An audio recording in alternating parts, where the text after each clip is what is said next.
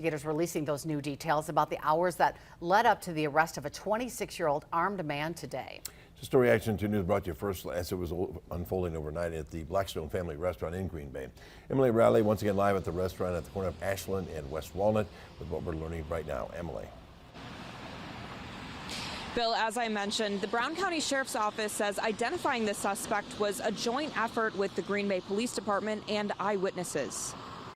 Captain Jody Lemons with the Brown County Sheriff's Office says deputies responded to a call of a disturbance at the Meyer store on Shawano Avenue around 10 o'clock Monday night. Thankfully, some of the staff there, or the staff and the patrons, were able to obtain a little bit more information. They got their cell phones out, took a little bit of video, were able to watch him leave the premises, and were able to get a vehicle description. Once the suspect was on the move again, a crisis negotiator was able to call him on his cell phone.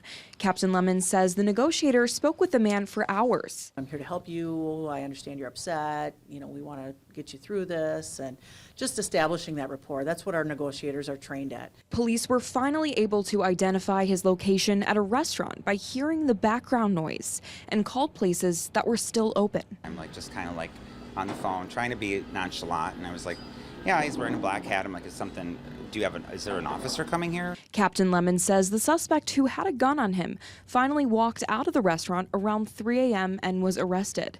No one was hurt. According to court records, the suspect is now facing charges of carrying a concealed weapon, terrorist threats, disorderly conduct, and property damage. The suspect is expected to make his first court appearance tomorrow at 2 p.m. Reporting live in Green Bay, Emily Riley, Action 2 News.